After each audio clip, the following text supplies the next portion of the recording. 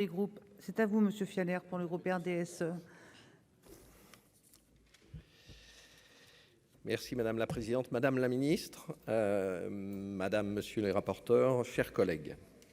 Madame la Ministre, vous vous fixez comme objectif de contribuer à promouvoir l'égalité des chances pour l'accès aux formations de l'enseignement supérieur des différentes classes sociales. C'est très bien. Alors parlons-en. Au sein des grandes écoles, la diversité sociale n'a pas progressé en 10 ans. Si l'on devait brosser le portrait de ces étudiants, on pourrait dire qu'ils sont de parents issus des catégories socio-professionnelles supérieures et qu'ils résident en Île-de-France souvent. Cette année, 83 000 étudiants sont en classe préparatoire aux grandes écoles. Quand on observe le classement des 10 meilleures classes préparatoires dans chaque filière, on remarque que si pour les filières scientifiques et littéraires, une large majorité de ces classes prépa sont publiques, pour la filière économique et commerciale générale, en revanche, sur les 10 meilleures prépas, 7 sont privées, avec des frais annuels dépassant les 5 000 € en moyenne. Il existe aussi des officines privées auxquelles les étudiants ont recours en parallèle de leurs enseignements, qui peuvent être très coûteuses et qui les aident à préparer les travaux dirigés et les examens. Pourquoi ne pas encourager des systèmes de tutorat interpromotion gratuits? Cela existe déjà. Ils gagneraient à être développés. Ils augmenteraient les chances de réussite des étudiants tout en renforçant les liens sociaux. L'enseignement public doit être la voie d'excellence. C'est le cas pour les filières scientifiques et littéraires. Il faut que ce soit le cas dans toutes les disciplines. Le secteur du jeu vidéo, par exemple, dispose d'une seule formation supérieure publique alors qu'il est en plein développement, propose des recrutements et constitue un domaine d'excellence pour la France. Les déterminants non académiques de la réussite ne doivent pas constituer un obstacle et le mérite doit demeurer un ascenseur social.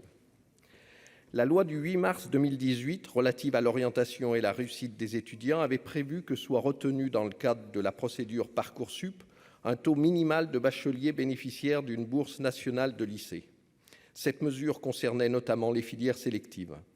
Si on remarque certes une augmentation de la proportion des néo-bacheliers boursiers admis dans le supérieur dans le sillon de cette loi, de 20 à 25%, ceux-ci demeurent relativement peu nombreux au sein des classes préparatoires aux grandes écoles, puisqu'ils représentent 28% des étudiants, alors qu'ils sont 39% à l'université et 54% dans les STS.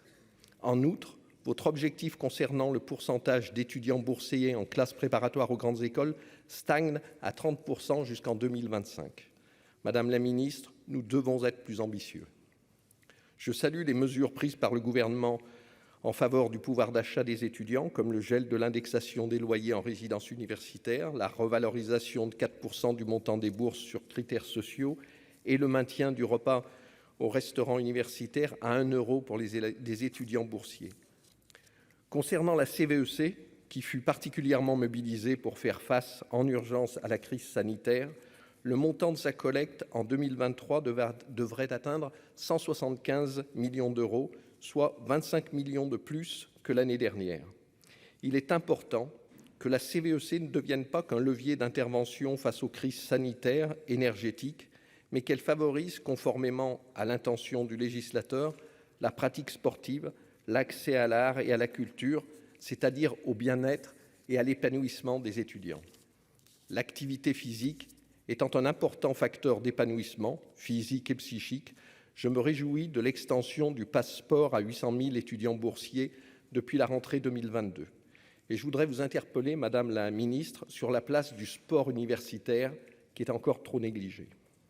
Enfin, ce budget prévoit une hausse des budgets des universités et des organismes de recherche, des revalorisations salariales et la création de 650 postes de chaires de professeurs juniors et de doctorants.